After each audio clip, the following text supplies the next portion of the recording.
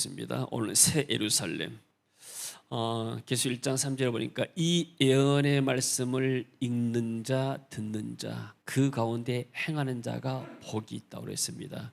우리가 요한계시록을 이렇게 강의를 들을 수 있는 것이 하나님의 은혜고 또 축복인 줄로 믿습니다. 저 개인적으로도 요한계시록을 공부하면서 많은 것을 새롭게 배우고 또 이렇게 은혜를 받고 있습니다. 이제 마지막 단계 왔는데, 자, 21장, 22장은 새 하늘, 새 땅에 대해서 주로 말씀하고 있죠. 오늘은 새 예루살렘 성에 대해서 말씀합니다. 자, 첫 번째, 천사가 요한에게 새 예루살렘의 성을 보여줍니다. 9절 한번 봅니다. 일곱 대접을 가지고 마지막 일곱 재앙을 담은 일곱 천사 중 하나가 나와서 내게 말하여 이르되 이리 오라, 내가 신부 곧 어린 양의 아내를 내게 보이리라 하고.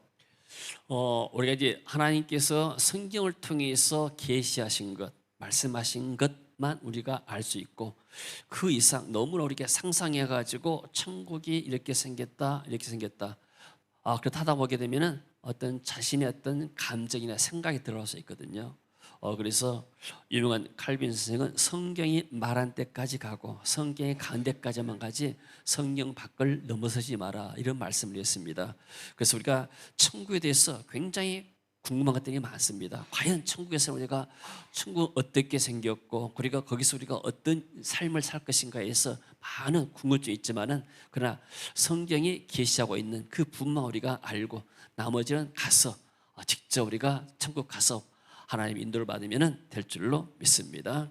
많은 사람들이 너무나 호기심에 지나쳐서 좀 이렇게 과하게 나은 경우가 있게 되죠. 자, 일곱 대접, 마지막 일곱 재앙을 담은 천사 하나가 나와서 사도 요한에게 말하죠. 자, 이리 오너라, 내가 신부 곧 어린 양의 아내를 내게 보여주겠다. 어린 양은 그리스도, 그리스도 어린 양의 아내가 뭐냐면은 거룩한 성 새 예루살렘. 예루살렘이라는 것은 옛날 시온성이라고 말하게 되고, 그리고 거기는 쉽게 말해서 교회를 상징합니다. 하나님의 백성들이 거하는 곳이 새 예루살렘입니다. 옛날 예루살렘은 유대인들만 거했지만은, 유대인들이 거기 모여서 하나님을 예배하는 성전이 되었고 중심지였지만은, 이제는 새 예루살렘에는 하나님 믿는 성도들이 그곳에서 하나님을 섬기는 아름다운 성이 된 줄로 믿습니다. 그래서 새 예루살렘 어린 양의 신부, 어린 양이 바로 그리스도고 신부는 예루살렘 성이죠. 그래서 이 모든 환상을 보는 것은 성령의 인도함이 있었죠. 같이 봅니다. 성령으로 나를 데리고 크고 높은 산으로 올라가. 자, 쉽게 말하면 성령으로 나를 데리고, 모든 환상을 본 것은 성령의 역사가 있는 것입니다. 우리가 이렇게 말씀을 듣는 것도 우리가 지식적으로 우리가 cep들어가게 되지만 성령께서 역사할 때 그 말씀이 믿어지고 깨달아진 겁니다. 아멘. 우리가 성경 말씀을 읽는다 하더라도 그냥 불신자들도 성경 말씀을 읽을 수가 있어요. 그러나 성경 말씀에 성령의 역사가 없으면은 읽어도 무슨 뜻인지도 모르고 이게 믿어지지가 않는 겁니다. 그냥 어떤 책에 불과하다. 그러나 성령의 역사가 있었을 때 내가 이 말씀이 하나님의 말씀이고 이 말씀을 믿을 때 하나님이 역사한 사실을 믿게 되는 것이죠. 그래서 성령으로 사도 요한을 데리고 크고 높은 산에 올라가서 멀리서 지금 새 예루살렘 성을 보게 만듭니다. 자, 새 예루살렘의 기원 읽습니다. 하나님께로부터 하늘에서 내려오는 거룩한 성 예루살렘을 보이니. 자, 새 예루살렘은 하나님께로부터 나왔다고 그랬습니다. 하늘에서 내려온다. 거룩한 새로운 성이다. 그래서 이 새 예루살렘은 하나님의 영광, 임재로 충만한 것입니다. 자, 세상에는 악한 영들이 있습니다. 죄가 있고 가난이 있고 저주가 있고, 그럼 뭐든지 다 이 세상에 있는 것은 낡아집니다. 사람 몸도 마찬가지입니다. 사람 몸도 죄가 있기 때문에 죄로 말미암아 질병이 오게 되고 고통이 오게 되고 나중에 죽음이 오게 된 것이죠. 그러나 새 예루살렘에는 하나님의 임재만이, 영광만이 충만한 것입니다. 11절 봅니다. 하나님의 영광이 있어 그 성의 빛이 지극히 귀한 보석 같고 벽옥과 수정같이 맑더라.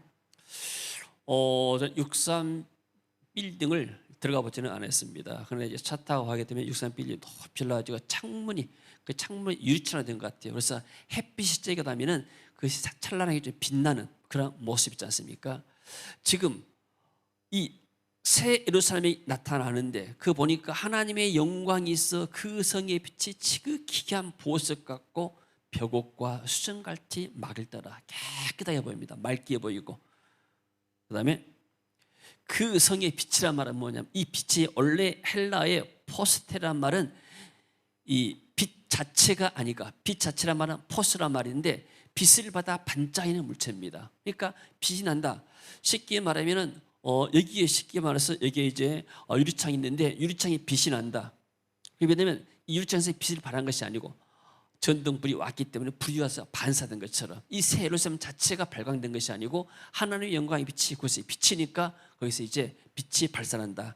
이런 말씀입니다. 마찬가지로 우리도 성도들도 마찬가지죠. 우리 안에 그리스도가 있고 우리가 스스로 빛을 낼 수가 없지만은 그러나 우리가 하나님의 은혜를 받고 나면은 그리스도의 빛이, 은혜가 우리를 통해서 다른 사람에게 나타나는 것이죠. 그래서 그 빛, 하나님의 빛을 받아서 이 예루살렘 성이 반짝이고 또 아름답게 빛이 난다. 23절.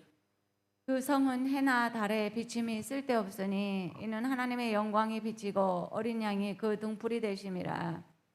자, 우리가 어렸을 때 이렇게 전기불이 없었을 때 호롱불 쓰고 석유 이렇게 시내 가서 읍에 가서 사와서 호롱불 켰던 기억이 납니다. 또 혹은 이제 촛불도 켜기도 하고, 우리에게 어렸을 때 공부할 때는 호롱불 밑에서 이렇게 공부를 했습니다. 전기가 들어오기 전에는. 근데 이 천국에는 햇빛이나 달빛이 필요가 없다. 왜? 하나님의 영광의 빛이 비치기 때문에. 빛을 하나님 자체가 빛이라고 그랬지 않습니까? 그러니까 우리가 생각할 때 햇빛이 없는데, 해가 없는데 어떻게 우리가 빛을 벗고 사느냐. 근데 하나님이 영광 자체가 있기 때문에 이런 빛이 필요 없고 어린 양이 그 등불이 되심이라. 우리가 그 어떤 영광을 우리가 보지 못했기 때문에 상상할 수가 없는 것이지만, 그러나 이런 하나님의 영광과 어린 양의 등불이 되어서 그 성에 전기가 필요 없다고 말이에요. 천국에는 없는 것이 많아요. 없는 것이 많으면 사람들이 불편할 것 같죠. 일단 아프지 않으니까 병원이 없죠. 필요가 없는 것이 병원이. 약국도 필요가 없고, 또 거기는 쉽게 말해서 우리 김영규 사님 전기회사에 근무했었는데, 한전에 근무하셨는데 전기가 필요 없어요. 한전 직원들 또 가면은 할 일이 없어. 그러잖아요. 또 거기는 교도소도, 거기는 죄인이었기 때문에 교도소도 필요가 없어. 우리 장로님 소방가 있는데 거기는 불날 일도 없어. 그러잖아요. 여러 가지 없는 것들이 많아요. 약국도 필요가 없고, 그만큼 거기는 고통이 없고 눈물이 없고 죄인이 없고, 날씨도 우리가 지금 가을 날씨가 얼마나 좋습니까? 어떤 나라는 굉장히 덥습니다. 어떤 나라는 굉장히 춥기도 하고. 근데 하나님이 이렇게 좋은 일기, 어떤 나라는 또 이렇게 공장이 많아가지고 매연이 많아서 스모그 현장이 나와가지고 그런 일도 있고, 황사도 있게 되고 여러 가지 많은 기후들이 있지만은 하나님이 이렇게 아름다운 날씨와 기후를 주신 것이 정말 얼마나 감사합니까? 근데 천국은 이것과는 비교할 수가 없습니다. 해도 필요 없고 달도 필요 없고, 정말 하나님이 빛으로 어린 양의 등불이 돼서 우리를 비춰주기 때문에. 할렐루야. 자, 그리고 봅니다. 벽옥과 수정같이 맑더라. 그 성이 아름답고 깨끗하다. 벽옥과 수정이 좀 푸른 빛을 낸다고 그래요. 이렇게 사람들이 우주에서 지구를 바라본 모습이 아주 아름답다고 그러잖아요. 푸르르고 그런 모습들이 이렇게 사진 찍어서 나오는데, 지금 새 예루살렘을 보게 되니까 이 성이 그렇게 푸르르고 아름다운데 자세히 보니까 전부 다 보석으로 되어 있더라는 거예요. 그림만 펴와요. 자, 이게 우주에서 바라보는, 달에서 바라보는 아마 이렇게 이 지구의 모습입니다. 그러니까 푸른 발광체가 되는 거예요. 이렇게. 물론 지구 안에서 보게 되면은 지구가 이렇게 안닿지 않지만은, 그러나 우주에서 바라볼 때는 이게 아주 굉장히 아름답고 이게 빛을 발한 것이죠. 근데 새 예루살렘은 이것과는 비교할 수가 없게끔 모든 것들이, 지구는 뭐 흙으로 되어 있지 않습니까?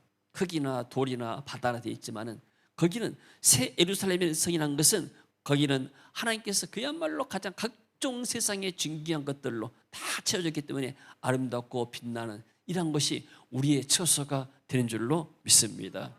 할렐루야. 거기에는 12문, 10이라는 숫자 나오죠. 12천사, 12지파의 이름이 있다고 그랬습니다. 읽습니다. 크고 높은 성곽이 있고 12문이 있는데 문에 12천사가 있고 그 문들 위에 이름을 썼으니 이스라엘 자손 12지파의 이름들이라. 자, 크고 높은 성곽은 성벽을 말합니다. 12문이 있습니다. 문이 지금 동쪽에 서쪽에 가까워서 문이 12개 있는데 12천사가 있고, 그래서 문을 지키는 천사가 있겠죠. 나중에 천국에 가게 되면은 그 새 예루살렘, 쉽게 말해 천국의 문에 들어가게 되는데 천사가 그 문을 지키고 있는 거예요. 그래서 어디 이제 그 드라마에 보게 되면은 딱 들어가게 되면은 천사가 생명책에 그 이름이 있는가? 너는 어디서 살다 왔느냐? 예, 저는 대한민국 광주 땅에서 살다 왔습니다. 그래, 너는 어떻게 예수를 믿었느냐? 예, 저는 세기변교회 다니면서 세례받고 이렇게 직분 받고 봉사다 왔습니다. 어디 보자. 그래서 호적 등본을 한번 펴보는 거예요. 생명책인데 이게 호적 등본에가 들어가 있으면은 너 맞구나. 입장. 근데 똑같은 광주에서 살았어도 교회 안 다니고 나는 그냥 주일날 일요일날 이렇게 산이나 바다로 놀러 다니고 가족과 즐겁게 놀고 또 사회 봉사하고 나라에 봉사하고 이렇게 아름답게 살았습니다. 근데 호적이 없는 거예요. 생명식이 없는 거예요. 너는 저리 가. 그건 불과 유황이 타는 지옥불로 가게 된 것이죠. 자, 우리가 한번 불신자 입장에서 한번 생각을 해봅시다. 한번. 자, 그러면은 자, 천국과 지옥이 있습니다. 불신자 입장에서는 천국이 있을 수도 있고 없을 수도 있고, 쉽게 말해서 50% 50%의 확률이죠. 천국이 있다 없다, 있을 수도 있고 없을 수도 있다. 그 불신자가 만약에 천국이 있다 하면은, 천국과 지옥이 있다고 하게 되면은 나는 어디 할 것인가? 그러면 불신자가 전부 다 모든 불신자들은 다 불과 유황이 타는 이걸 한다고 했습니다. 그러면 만약에 내가 죽어서 혹시 천국이 있을지 모를지 모르지만은, 그러나 내가 지옥에 안 떨어지려면 나 예수만 믿어봐야 되겠다. 쉽게 말해 예수를 믿는 데다가 내가 쉽게 말해 베팅한다 그 말이에요. 거기다가 내가 투자하고. 자, 그렇게 되면은 불신자 입장에 올 때는 만약에 쉽게 말해서 죽었는데 천국이 없어. 그래도 별로 소용할 것이 없잖아요. 근데 만약에 죽었는데 지옥이 있어. 그러면 이 사람은 영원한 형벌을 받잖아요. 불신자가 만약에 지롭다 하게 되면은 미래에 대해서 생명보험 그런 것처럼 천국 보험을 들어갈 수가 있는 것이죠. 이거 불신자 입장에서 한 말이에요. 이러면 천국과 지옥은 누가 말합니까? 성경에서 말하고 있습니다. 서울대학 박사 교재에서 말하고 있는 것이 아니에요. 성경에서 말해요. 어디서 천지 창조가 나오고 세상이 종말이 오고 그 다음에 내세가 있고 영혼이 있다는 것을 어디서 말합니까? 인간의 기원, 세상의 기원은 성경밖에 없습니다. 그러니까 성경을 우리가 믿고 하나님의 은혜로 구원받던 것이 너무나 감사한 일이고 하나님의 큰 축복이 된 줄로 믿습니다. 할렐루야. 이 세상에 살아가면서는 누구나 다 고통이 있습니다. 예수님도 너희가 세상에서는 환난을 당한다. 이 세상은 어차피 세상은 불안전한 세상이고 죄인들이 많고 죄가 있고 악한 영들이 활동하는 그런 세상입니다. 이 세상에서 완전한 기쁨은 없습니다. 완전한 행복은 없습니다. 그러나 이 땅에서 우리가 예수를 믿다 하게 되면 천국의 그런 어떤 한 조각들을 맛보고 사는 겁니다. 성령께서 내 안에 있으면 내 마음에 기쁨이 나온 것이고 어려운 가운데서도 내가 감사가 나오고 할렐루야. 그 사도 바울이 그랬지 않습니까? 항상 기뻐해라. 왜 기뻐한가? 천국이 우리 집이기 때문에. 할렐루야. 항상 감사하라. 왜? 좀 안 좋은 일 같지만은 그러나 되돌아보게 되면 이게 하나님의 은혜였구나. 합력해서 선을 이루구나. 그리고 미래에 대해서 염려가 됐잖아요. 염려하지 말고 기도해라. 그래서 항상 기뻐하고 범사에 감사하고 그리고 항상 기도해라. 할렐루야. 이게 우리의 하나님이 받은 축복인 줄로 믿습니다. 그래서 12문에 12천사가 있고 12지파의 이름이 있다고 그랬습니다. 넘겨옵니다. 자, 문은 천국으로 들어갈 입구입니다.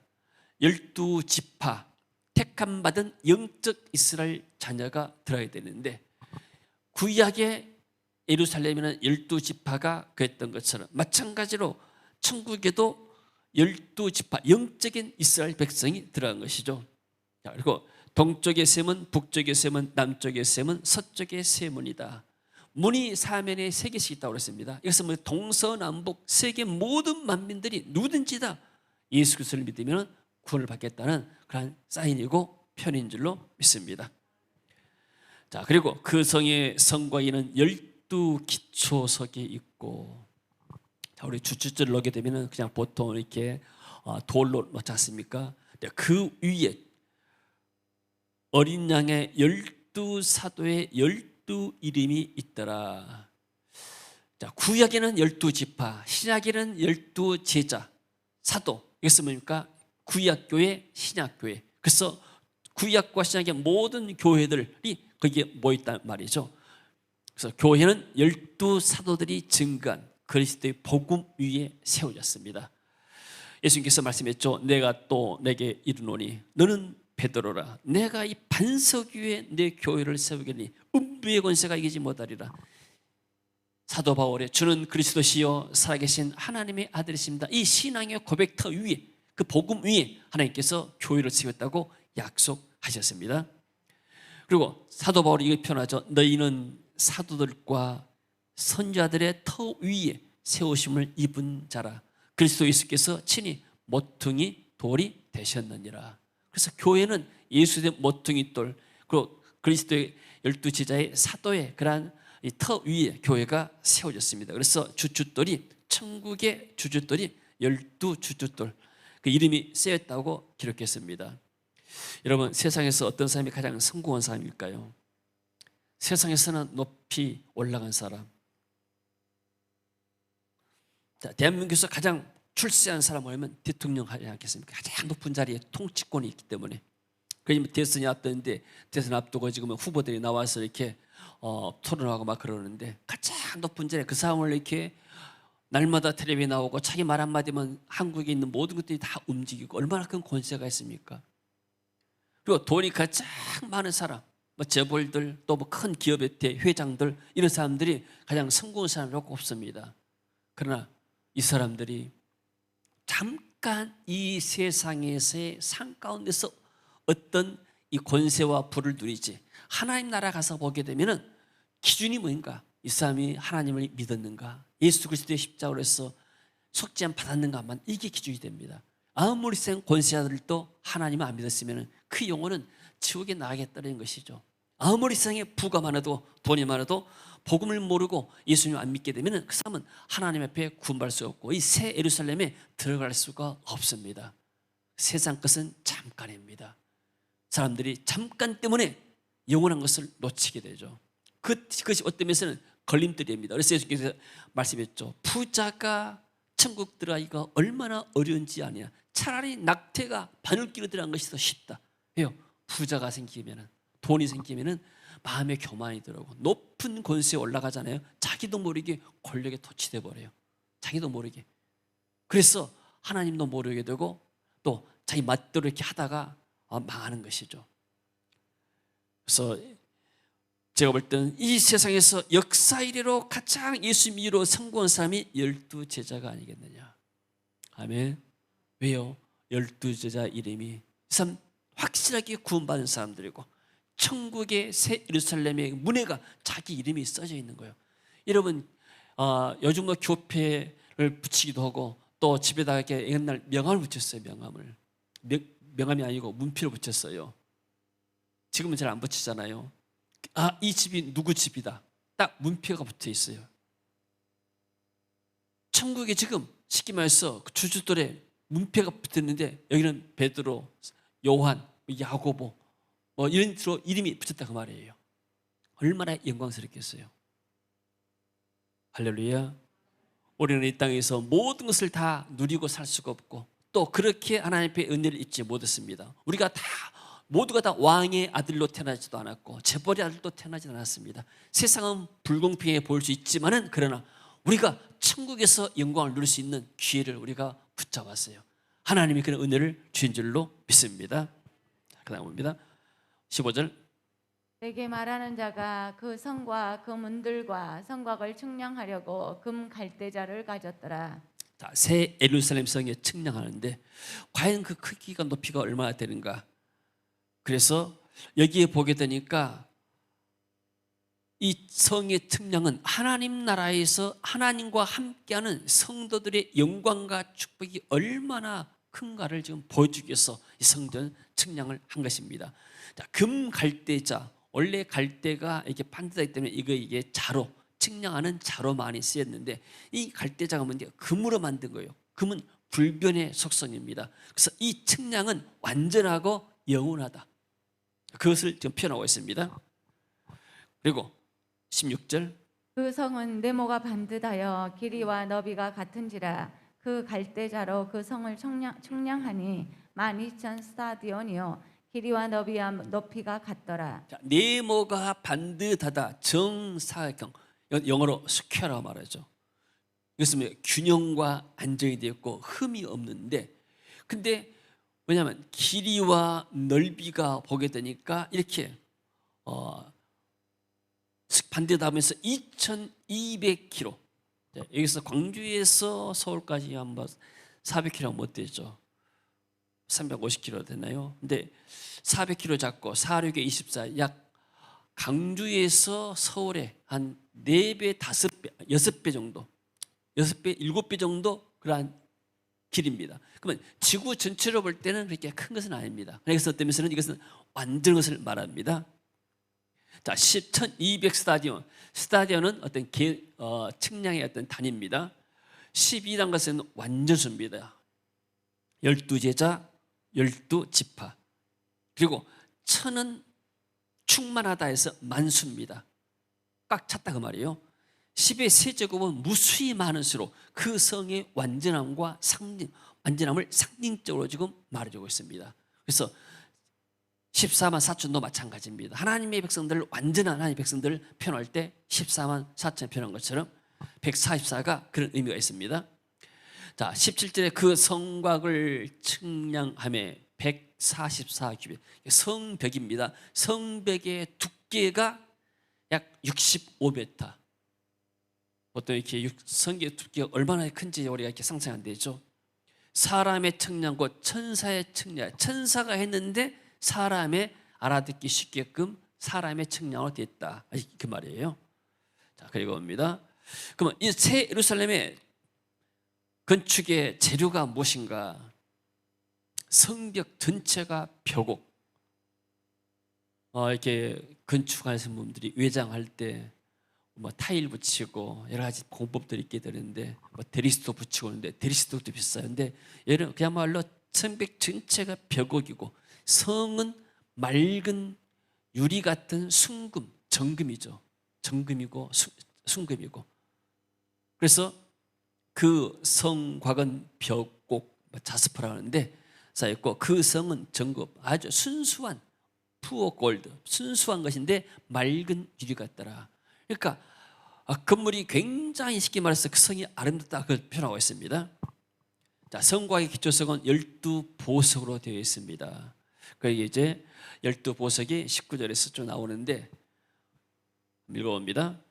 그 성의 성곽의 기초석은 각색 보석으로 꾸몄는데 첫째 기초석은 벼곡이요 둘째는 남보석이요 셋째는 옥수요 넷째는 녹보석이요 다섯째는 홍만어요 여섯째는 홍보석이요 일곱째는 황옥이요 여덟째는 녹옥이요 아홉째는 다망옥이요 열째는 비치옥이요 11번째는 청옥이요 12째는 자수정이라. 자, 세상의 아름다운 모든 보석들이 다 지금 이렇게 진열되어 있습니다. 12 성곽의 기초석 해가지고 그야말로 아름다운 이 기초석들이, 보석들이 지금 기초석으로 놓여 있습니다. 세상과는 비교할 수가 없는 것이죠. 자, 그래서 12문은 진주로 되어 있습니다. 성의 길은 정금이었고 진주가 귀하지 않습니까? 그래서 옛날 이렇게 모파생이면 진주 목걸이, 가짜 목걸이 나오고 그 소설 나오고 그랬는데 천국 가게 되면은 금이 흔하고 진주가 흠하고 각종 보석이 흠합니다. 그래서 우리가 이 세상에 살면서 진주 목걸이 뭐였다고 예수 믿는 사람들이 한탄할 필요가 없어요. 그거 목걸이뿐만 아니고 날마다 보는 것이 진주 속에서 살 수가 있습니다. 할렐루야. 금이 없다고, 돈이 없다고, 천국에는 돈이 필요가 없을 것 같아요. 사방에 누가 금을 쉽게 말해서 바다 길이 정금인데, 성이 길이다 않습니까? 보도 블럭이 쉽게 말해서 금이다 했는데, 보도 하나만 띄어가지고 팔아봐도 얼마나 이렇게 돈이 많이 벌겠어요. 근데 금을 살 사람이 없을 것 같아요. 여러분, 세상에서 좀 가난하다고 힘들다고 탓하지 마시기 바랍니다. 더욱더 하나님을 의지하고 하나님 믿고 나면은 천국에 말할 수 없는 그러한 은혜와 축복이 우리에게 있을 줄로 믿습니다. 그 12문은 12진주니 각 문마다 한 개의 진주로 되어 있고, 문이 진주가 보통 조그마한 것인데 문 하나가, 그 큰 문 하나가 이렇게 진주로 되어 있고, 그 성의 길은 맑은 유리 같은 정금, 순금이더라. 할렐루야. 자, 새 예루살렘의 삶. 자, 그 안에서 22절 봅니다. 성 안에서 내가 성전을 보지 못하였으니 이는 주 하나님 곧 전능하신 이와 및 어린 양이 그 성전이심이라. 자, 성전은 구약의 모든 성막은 예수 그리스도의 모형입니다.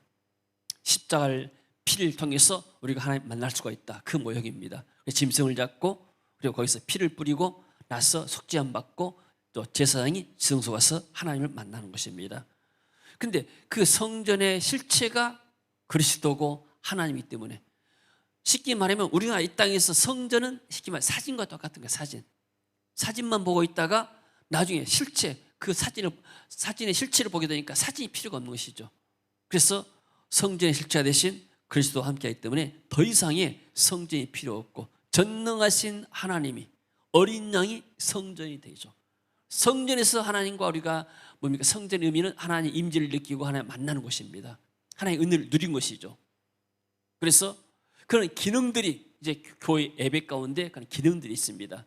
성전의 기능들이. 그래서 우리가 옛날 구약제처럼 짐승 잡아가지고 피 가지고 우리가 교회 오지 않죠. 예수 그리스도 십자가를 통해서 모든 문제를 해결하셨기 때문에. 그래서 우리는 하나님의 임재가 충만한 것. 여러분, 살아오면 사람의 분위기가 대단히 중요해요. 여러분들이 어렸을 때 어떤 환경에서 살아왔는가, 이럴 때 굉장히 나중에 성장하는데 영향을 많이 미칩니다. 그러니까 아주 어두운 데서 이렇게 살고 귀신이 많고 또 이런 사건들이 많고 악한 사람들이 많이 산다고 하게 되면 굉장히 영향력이 받아가지고 환경이 별로 이렇게 좋지 않기 때문에 이 사람의 삶의 현장이 굉장히 좀 힘들 수가 있어요. 그럼 어렸을 때부터 곱게 자라고 좋은 환경과 자라고 하게 되면 부모의 사랑을 많이 받고 사는 사람들은 성격도 아주 원만하면서 살아간 것도 이렇게 더 나을 수가 있습니다. 그런 것처럼 영적인 분위기도 마찬가지입니다. 영적인 분위기가 어렸을 때부터 하나님을 섬기는 가정, 부모 따라서 교회에 나오고 이렇게 살게 되면은 그냥 신앙이 무럭무럭하면서 이렇게 단단하게 가게 됩니다. 그러나 하나님을 알지 못하고 이렇게 살다 보게 되면은 나중에는 어려움이 많이 오게 되죠. 악한 영에 많이 노출되기 때문에. 쉽게 말하면 우리가 바이러스에 노출되잖아요. 코로나 바이러스에 노출되지 않기 위해서 마스크 쓰고 우리가 사람 만날 때도 이렇게 간편하게 그냥 목례하고 그러지 않습니까? 근데 쉽게 우리 예수 믿는 사람들은 이런 이 백신 맞고 예수의 백신 맞고 쉽게 말하면 마스크 쓰고 다니면서 세상 사람과 똑같은 겁니다. 악한 영이 간여 안 되기 위해서. 그러나 그러지 않거나 하게 되면 불신자들은 다 노출되어 있어요. 쉽게 악한 영에 감염이 된 것이죠. 유혹에 쉽게 넘어갈 수 있게 되고. 그래서 세상에서는 여러 가지 환란이 있지만 이 하나님 나라에 가기 때문에 이런 모든 악한 바이러스가 없는 거예요. 거기는 코로나 바이러스가 있을 수가 없는 거예요. 요즘 이렇게 위드, 코로나 이런 말이 나와요. 위드란 말이 무슨 말입니까? 위드란 것은 함께란 말입니다. 함께. 나는 이 말이 좋지 않다 생각이에요. 코로나 바이러스와 함께 같이 살자 그 말이에요. with God, with 하나님. 아멘. 우리 하나님과 함께 살고 주님과 with Jesus. 할렐루야. 그래서 이제 코로나가 이제 전문가들은 내년쯤이면 이렇게 종식될 것이다 이렇게 말합니다. 바이러스 약해지게 되고 백신이 어느 정도 접종이 되게 되면은.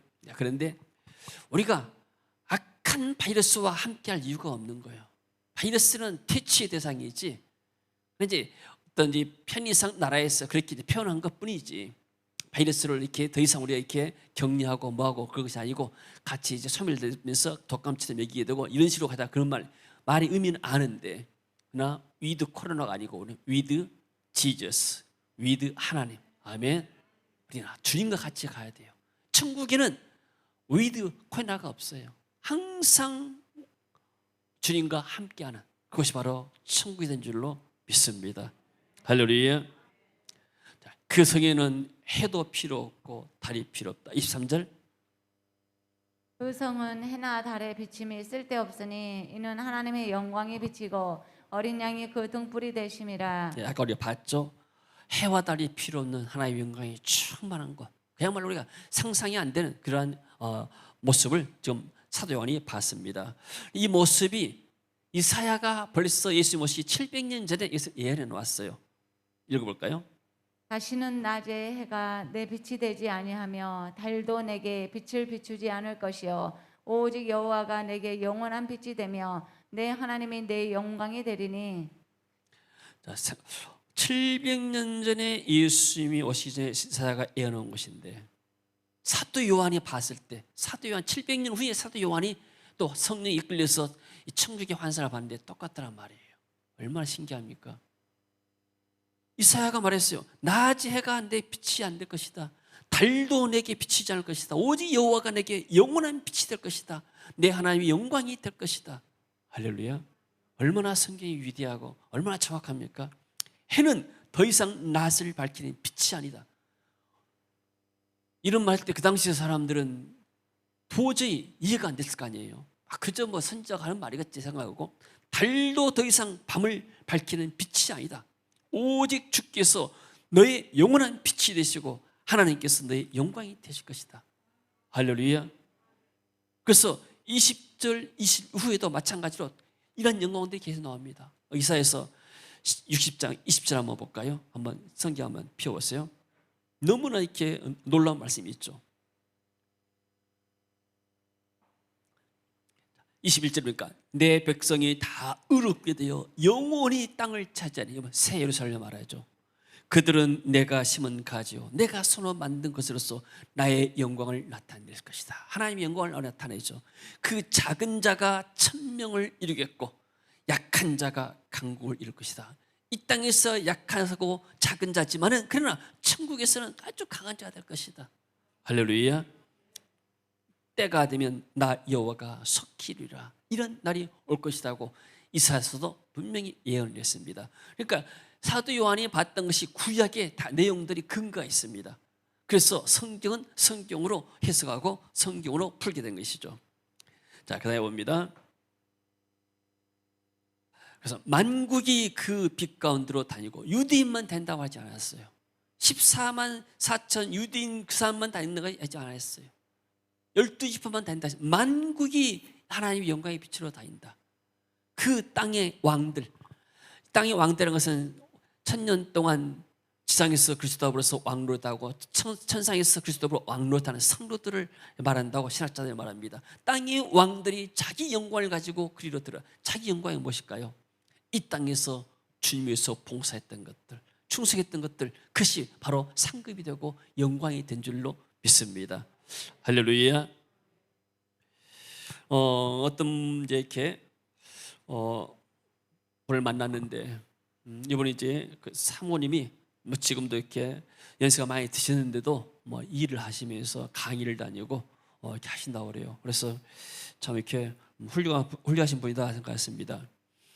내가 쉽게 말해서 강의하고 돈을 받는 거, 이것은 사고 파는 것과 똑같은 거예요. 지식을 이렇게 팔고 그래서 거기서 강사를 받으면 내가 사는 거예요. 여기는 상급이 없어요. 그러잖아요. 내가 수고했고 응당 내가 보상을 받았기 때문에. 그러나 우리가 복음을 전한다. 진리를 사거나 팔지 말아야 해서 복음을 전한다는 것은 복음 드렸다고 해서 내가 1시간 전했다고 해서 최저임금 받고 그런 거 없잖아요. 이것이 바로 우리의 상급이 되는 거예요. 사도 바울이 그랬죠. 내가 값없이 수고한 것, 이것이 우리의 상이 될 줄로 믿습니다. 구원은 하나님의 은혜로 받습니다.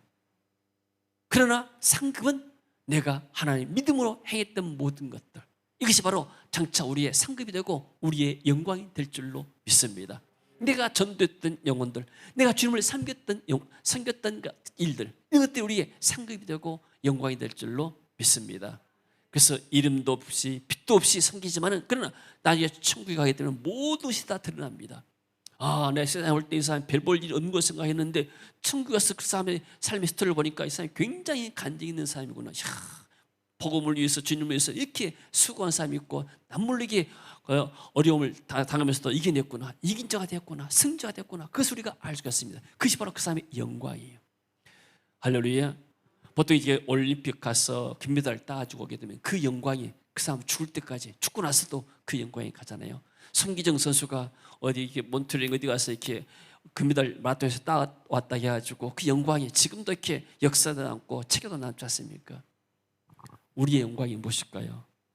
내가 지상에 있으면서 세계 협정교회 다니면서 행했던 일들, 애국인들이 와가지고 우리 집에 가고 우리 교회에 가서 우리가 밥도 해주고 우리가 섬겼고 이분들이 은혜 받게 만들었고 내가 거기에 일조를 했고 내가 헌금을 했고, 우리는 다 잊어버릴 수 있어요. 그러나 이게 천국에 가게 되면 세계에 갖다 볼 때는 별 볼 일 없는 것 같고 평범한 교회인데 이런 교회가 이런 일을 했다니, 이것이 바로 우리의 상급이 되고 영광이 될 줄로 믿습니다. 할렐루야. 큰 교회가 상급인 거예요. 큰 교회는 이미 다 상을 받을지도 몰라요. 저 교회 대단하다, 저 목사님 대단하다, 저 성도들 대단하다, 저 교회도 크고 예배당도 크고 돈도 많고 일도 많이 하고 대단하다. 사람들의 칭찬 속에 이미 상을 다 받을지도 몰라요. 그러나 알아주든지 알아주지 않든지, 오히려 사람이 알아주게 되면 이미 벌써 상을 다 받은 것인데 이름 모르게 빛도 없이 우리가 봉사하고 섬겼던 것들이 이게 하나님의 축복이 되고 우리의 큰 영광이 될 줄로 믿습니다. 할렐루야. 25절 봅니다. 낮의 성문들을 도무지 닫지 아니하리니 거기에는 밤이 없음이라. 밤은 뭐예요? 쉬기 위해서요. 인간이 쉬기 위해서. 그래서 8시간 일하고 8시간 자고 뭐 하지 않습니까? 낮에 성문을 닫지 않는다. 도둑이 필요가 없고, 여러분 집에 가게 되면 다 집 문을 다 잠그잖아요. 도둑이 있기 때문에. 근데 우리나라가 지금 얼마나 이 천국의 어떤 그 조각을 이렇게 맛보고 있습니다. 제가 옛날에 인천공항에서 짐을 조그만 가방 하나 놔두고 왔어요. 공항에서 내려가지고 이제 출국해서 입국해가지고 지하 식당 가서 밥을 안고 먹으면서 이제 짐을 놔두잖아요. 놔두고 나오면서 그때 짐 하나 놔두고 왔어요. 가방 하나. 근데 버스를 타는데 버스 시간에 딱 맞춰가지고 와야 되기 때문에 밥 먹으면서 버스 시간 재면서 나오는데 이렇게 하다 보니까 뭔가 섭섭해요.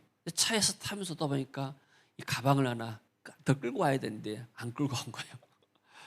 그래 이제 전화를 했어요. 인천공항으로. 내가 이렇게 가방을 놔뒀는데 혹시 있으면은 찾아놓으라니까 이 사람들이 연락이 왔어요. 가방 찾았다고, 누가 안 가져갔다고.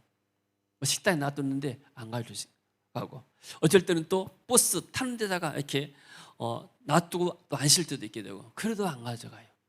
만약에 다른 나 같았으면은 다 누가 가진 줄 모르게 가져가 버리고, 우리 필리핀의 조노 선교사 커피집에 가가지고 휴대폰을 잠깐 테이블에 놔두고 화장실 갔다 왔더니 그 사이에 누가 가져갔더래요. 그런 거예요 이게. 근데 우리나라니까 천국에는 정말로 이런 좀도둑도 없고 큰 도둑도 없고 강도도 없고 살인도 없고.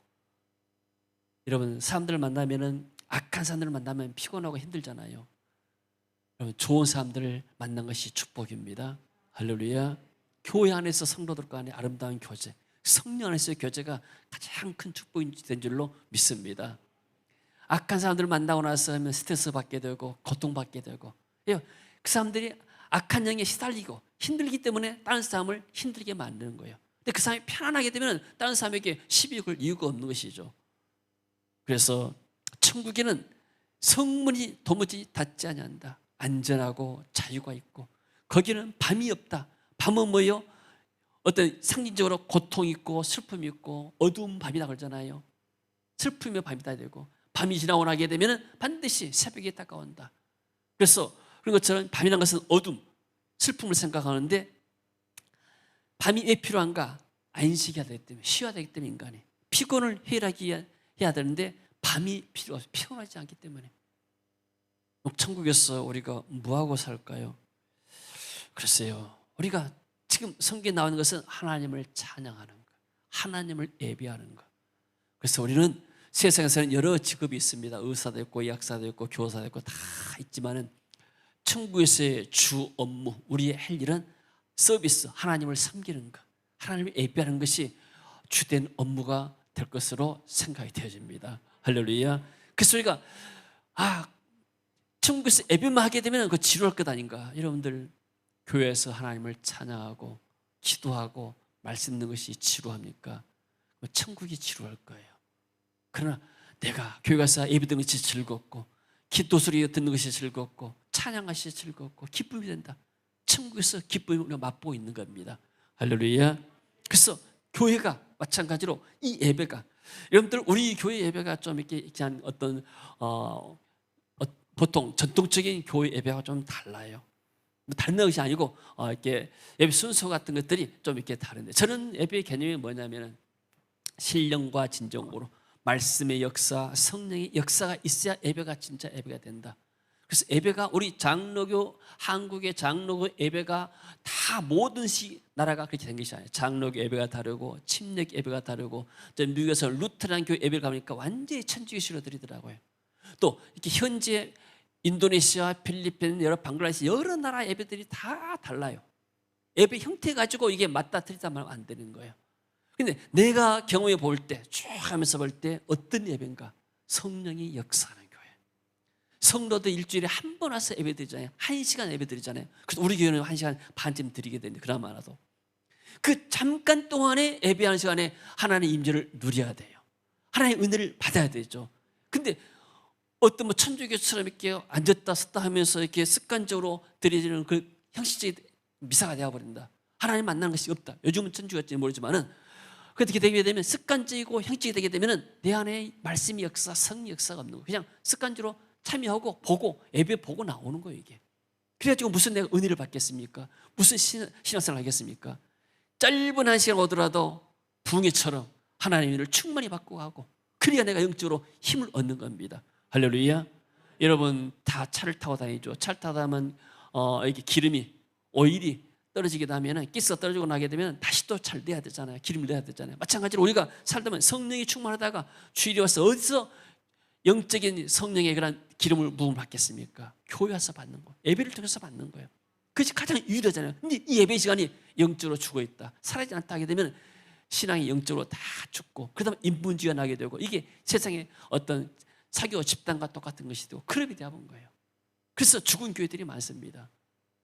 여러분들이 하나님의 말씀, 성령의 역사가 있는 곳에, 참된 예배가 있는 곳에 내 영이 살고, 그래야 내가 세상에 나와서도 승리할 수 있을 줄로 믿습니다. 낮의 성문들은 도면이 닿지 않고 거기는 밤이 없을 것이다. 그 다음에 옵니다. 사람들이 만국의 영광과 존귀를 가지고 들어갔고, 여러 나라 사람들이 와서 만국이 다 그리스도의 영광을 가지고 하나님을 섬겼던 것들, 복음을 전했던 것들, 그것도 영혼들을 데리고 와서 하나님 앞에 들어가고, 성도들은 모두가 영생을 얻고, 모두 다 영생을 얻는데 각자 상급은 충성 봉사인데 천국의 상급이 따를 줄로 믿습니다. 자, 결론입니다. 새 예루살렘 축성 재료들은 모두 세상에서 가장 귀한 보석들입니다. 우리는 어떤 면에서는 세계 비전교회도 어떤 면에서는 한 새 예루살렘의 모형이라고 볼 수 있어요. 여러분들 한 사람 한 사람이 제가 볼 때는 너무나 귀한 보석 같고 너무나 귀한 분들이에요. 할렐루야. 하나님 보실 때는 얼마나 귀하겠습니까? 제가 볼 때도 참 우리 성도들 믿음이 좋고 하나님을 섬기고 이름 없이 빛도 없이 하나님을 섬기는 것이구나, 이런 것처럼 천국에는 모든 것들이 어떤 면에서는 세상의 모형인데 천국에는 정말로 이렇게 가장 귀한 것들, 가장 귀한 사람들이기 때문에 귀한 것들을 하나님이 입히신 줄로 믿습니다. 옷은 신분이잖아요. 우리가 사는 집도 어떤 면에서는 신분입니다. 왕은 왕궁에 살고, 또 보통 사람들은 보통 집에 살고 아파트 살고, 대통령은 청와대 살고 백악관 살고, 또 도지사는 도지사 공간에 살고, 이런 것처럼 다 다릅니다. 근데 하나님이 대통령궁과 영국의 왕실과 비교할 수 없는 이 천국의 아름다운 집에, 각장 보수로 각한 집에 우리를 살겠다 만든 것이 우리가 그만큼 존귀하다는 사실이에요. 할렐루야. 이것이 하늘나라에서 성도들의 삶이 고귀하고 빛나고 화려하고 영원하다는 것을 말해주고 있죠. 세상에 어떤 화렵고 사치스러운 삶과 비교할 수 없는 영광스럽고 고귀한 삶이 됩니다. 우리가 이 세상 살아가면서 하나님이 좋은 은혜를 주셔서 좋은 것을 입고, 또 좋은 것을 먹고, 또 좋은 곳에서 살고, 좋은 사람 만나고, 또 좋은 것을 볼 수도 있습니다. 그래서 전부 다 천국의 하나님의 맛보는, 이 세상 살아가면서 맛보는 어떤 편견에 불과합니다. 그러면서 생각할 때, 천국 가면은 이보다 더 좋을 것이다. 이것은 하나님 내게 주신 축복 가운데 일부지만은, 그러나 천국에는 이와 말할 수 없는 그런 아름다운 것이겠구나. 항상 우리 소망이 있을 줄로 믿습니다. 천국의 맨션, 그 분양권을 누가 받을 것인가? 세상은 분양권 전쟁이잖아요. 전 분양을 한 번도 안 받아봐서 모르는데, 어떤 분이 그러더라고요. 분양권 한 번 받아가지고 7천만 원 남겼다고. 자, 천국의 맨션, 세상 사람들은 아파트 분양권에 목숨을 걸고 모두를 다 거는데, 천국의 맨션은 목숨 걸지 않아요. 그 세상이 너무나 좋게 되면 하나님을 사모하지 않아요. 누가 이 생명체에 들어가고 천국의 분양권의 소유주가 되는가? 어린 양의 신부, 하나님의 자녀, 성령의 인침받은 사람들, 이 성도들만이 이 축복을 누릴 수가 있습니다. 할렐루야. 그러나 마지막에 무엇이든지 속된 것이나 가증한 일 또는 거짓말한 자는 결코 그리로 들어가지 못하리니 오직 어린 양의 생명책에 기록된 자들만 들어가리라. 우리가 살아가면서 때는 거짓말도 하지만 거짓말한 사람들 다 못 들어요. 그게 아니고 불신자들이 하는 것들이 뭐냐면 다 속되고 세상적이고 가증한 일 많이 하고 거짓말 많이 하고 이런 사람들, 불신자의 속성을 말하고 있죠. 그러나 죄와 허물이 어린 양의 피로 속죄 안 받고 유월절 어린 양의 피로 속죄 안 받은 사람들, 그 사람들이 바로 생명책에 기록이 되어 있고, 이런 사람이 우리 천국의 백성이 되고 새 예루살렘 성의 심이 된다고 말씀하십니다. 할렐루야.